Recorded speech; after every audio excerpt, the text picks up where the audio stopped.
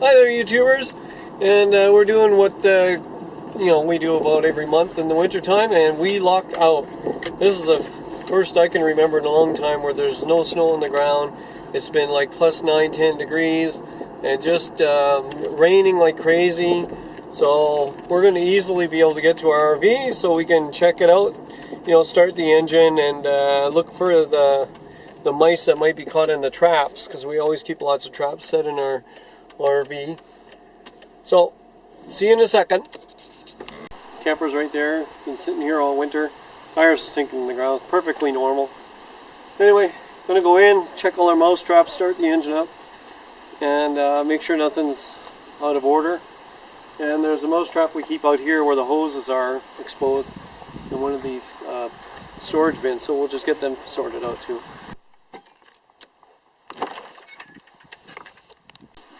Here we go. See if we start. Nothing. Great. That's not good. So this is our one of our mouse traps. It's called the walk the plank mouse trap. We have peanut butter on the end here, and the mouse walks the plank, goes down into the drink. And because it's winter, we keep antifreeze in there and not water. Got to make sure the dog doesn't drink it. So that mouse trap is still good, no mouse there. And this is in our cupboard. We always find under the sink there's mice that like to live there. Okay, so we got ourselves a mouse right there. Right, I'm just wondering, is he underneath? It doesn't look like he is. Let's take a look. No, but there's a whack of blood there. Just terrible, because that means he went off somewhere else and died. But I get my gummy bear back, and I keep the trap in here, I think. Yeah, see? No mouse. See that? That's one of those anti-mouse bags. They're not worth a crap, because we're in Canada. And in the winter, these mouse bags freeze and they don't repel anything. Okay, there's another useless thing in the winter, is the sticky pad. Here's another mouse trap. It's been tripped, and this one's in the washroom. There's a little mouse poop right there. So, yeah, gotta reset that one too. Okay, so here's the next place we use the mouse trap. Is we disconnect the bottom of the TV out, and there's the mouse trap there, and it's empty, nothing in there. That's good news. And if I remember right, we might keep even a mouse trap up here. Yep, there's a mouse trap there with the electronics. They love wires, so nothing there. So here's the side of our camper, and this is one spot that we like to keep a mouse trap. And this mouse trap is not tripped. See all these pipes? That's where they were before. They were run up and down these pipelines. So I keep that trap right there.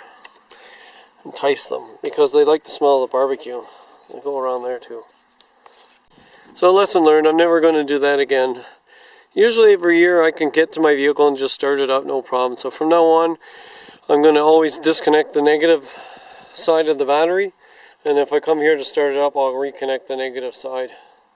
All the other RV batteries are pulled. I have a video on that and how to store them for the winter.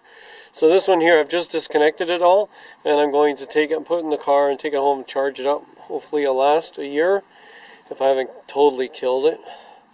So another place mice like to go is in there, right in the air intake. They like to go in there and make nests. And that's kind of a bugger to take that cover off. Also, they like to climb through here and around your gas pedal and brake pedal holes to get in. Just letting you know. Other than that, I think the RV is pretty good. Ready to go for in the spring. If we ever get to the spring, I'm hoping we will.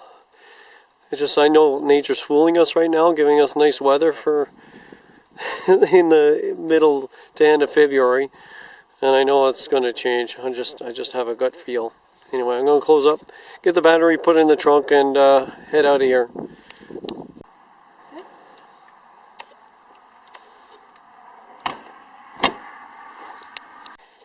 So here I am in my shed, got my charger hooked up to my battery. I've never seen it do that before. So it says it's battery conditioning. That's what it's doing. Anyway, we'll let it do what it does. And I've got the battery hooked up. So hopefully in about, I don't know, a day or two I can come here and look in this glass and it'll be a nice green color again. That would be nice. Oh, she's still conditioned, going crazy here. There we go. She's charging. Well, YouTubers, I came in here today and the charger says full. I'm not really believing it because my little sight glass there is not showing green. So, yeah, the electrons on the outside of these two posts might be saying it's full. But the liquid inside the battery, which that green, what we see green in the window there, it's actually measuring the electrolyte of the battery. Like the old days, when we used to have these kinds of batteries, my father used to see if the batteries were strong by sucking up into a bulb, and it would measure the, you know, the denseness of the electrolyte, like specific gravity, right? It would measure that, and then he would know if the battery was good or bad. So this is what this does. It's kind of like having that ball in there all the time, right? That floater. And you can go online and see how these work, but I'm not seeing a green, so I'm not getting a warm and fuzzy at all. So I'm going to go get a flashlight. And the beauty about these LED lights, flashlights now, is that that's pretty good white light. So I'm going to take a flashlight and see what I can see. Alright, I'll be right back. Hi there, YouTubers, I'm back. And yeah, you can't see green, but when I shine the light in there, it's definitely showing green now, see? So I could just as easily brought this outside in the sunlight and done this. Anyway, so that's making me feel a little better. So I could take this out to the RV right now and it would start the RV, no problem. Okay, I got my battery all charged up in the trunk, and I'm about to bring it over to the RV. My wife's taking the dog. Okay, YouTubers, I got the battery back in the RV. And before I go and connect and secure this piece here, I'm going to connect the positive first, and then the negative to the negative terminal. Give the vehicle a turn over, make sure it runs. Now I'll come back out and put the clamp in. Okay, here we go. Battery's hooked up. Let's try this out.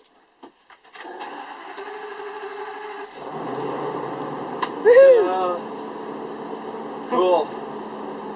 Now I can go out and put the clamp on, and then we're going to leave this run for a while, maybe start up the generator, make sure it works good too, and then we'll be done. I'll disconnect the negative side again, because I don't need this happening again. We had an RV once that the radio never shut off. We didn't know that until the battery died. So I know this radio shuts off, but who knows what's on when this is off. We had the main off. I don't get it, but it just happened, so it's a good lesson learned.